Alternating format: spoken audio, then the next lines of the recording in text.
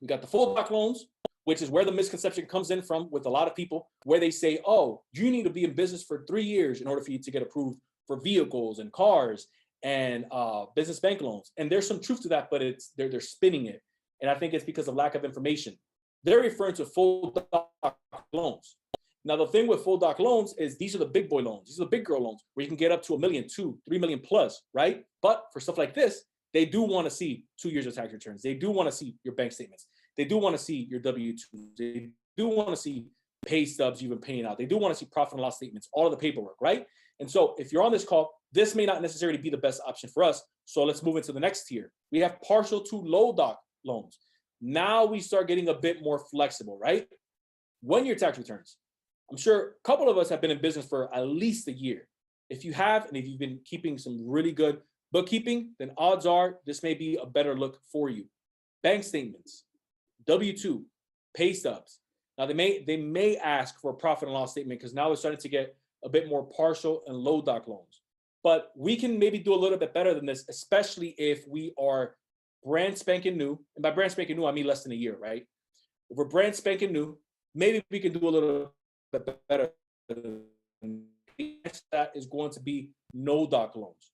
Now, no doc loans allows you to go off of stated income, which is what you're putting on applications. Remember, don't lie. Actually put the stated income, right? You can use your personal income and your business income because it's going to ask for both on the application. Some of them put projected revenue. So you want to make sure that you watch the wording on some of their applications. Now, for those of us that are maybe filling out no doc loans with a projected revenue on it, and maybe you're a newer business, you have no tax returns, you have nothing to show for your business of income that's actually coming in, right? What you can do for projected revenue is you can see and take a look at, okay, I'm in the lawn care business. And so I'm going to do my homework as a business owner. What does the average lawn care business owner make within the first, from year 1 to year 3, right? For my demographic, for my zip code, for my area. Because what a lawn service makes in the middle of Orange County is totally different from what a lawn care service makes in the middle of Mississippi. And so you want to make sure that it makes sense to the bank, because they're also going to take a look at where your business is located due to the, again, zip code of where your brick and mortar or where your virtual office is. Now you guys can see how all this starts tying in, right? I'm showing you guys how to think like what the bank is looking for, so that way it facilitates the process. So when you go in and you start asking them for money and we start asking them to pretty much start a relationship with you, they actually want to start a relationship with you. And so I'm going to take a look at, okay, this is the average more so for the projected revenue in this side of town. So I may want to, I'm projecting, I may make $85,000, right? If it's between 65 to 110, you may want to put yourself in the middle, but I'm definitely not going to use Orange County numbers, right? Remember, we're only doing this for projected revenue because these are projections. We're not doing this for stated income. Stated income has to be what you're actually making. Now, they are going to personally guarantee, which is essentially what's going to help you get this loan. Because remember, no doc loans are more for starter businesses. The most that they lend up to is up to $100,000. Once you pass that $100,000 threshold, you now start going into partial docs, and then once you move beyond that 500 to $1 million, that's when you start going into full doc programs, right? Now, the cool thing about this, it's not going to require you any bank statements, W-2s, or tax documents. Again, this is, in my opinion, the best option if you're looking to take the loan route when it comes to getting business funding, again, through the no doc loan route. But make sure that your business credit is with the data points that we just gave you. And then you can always set up the relationship with them and then go back and potentially, obviously, get approved for this type of funding, this type of product. Now, this is what I call the high approval secret weapon. This is what the banks don't tell you. This is what I'm gonna tell you. This is what's really going to help you catapult not just the amount of funding that you get, but also the relationship of what they want to see on your application, because you're going to get it directly from the source. Here's what I mean.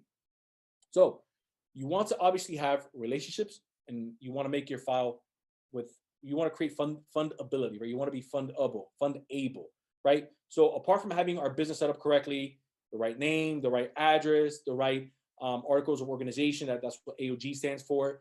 Your SIC codes, you want to make sure that they're at low risk. Your NAICS codes, you want to make sure that they're at low risk. I'm sure that Rad has covered that. If he hasn't, I'll give you an example. Because I had this with the client, he was having a really hard time getting approved because he runs a trucking company. But we're not going to say that, oh, just switch it over to something that you don't do just because it's going to be low risk. No. So you want to be strategic. And so you think, okay, according to the NAICS codes that I have, that I can use legally, what's something that's maybe seen as a lower risk? So we figured out logistics, which is still in line. We're still being ethical. Logistics is still in line with trucking. So the minute that he switched it over to logistics, you got the new NAICS code, boom, the gates opened up for him just off that small tweak.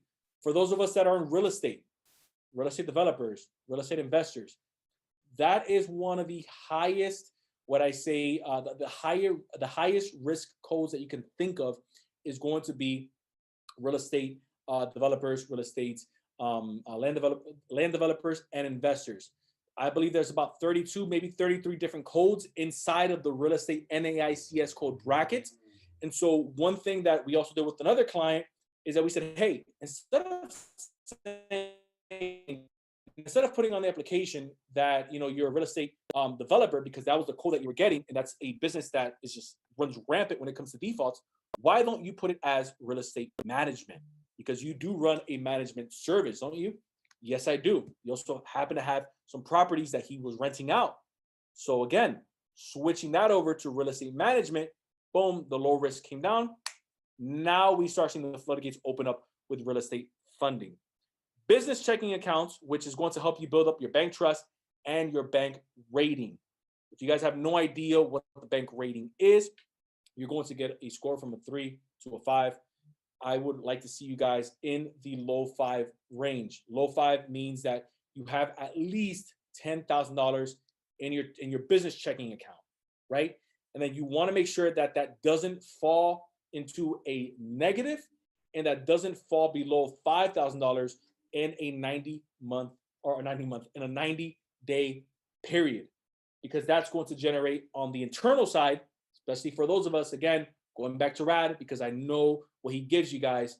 Going back, this is similar to the 91.3 rule that happens with Navy Federal, where you guys are using some of these pledge loans to, again, kind of hedge your way into building that relationship. We're just doing it on the business side.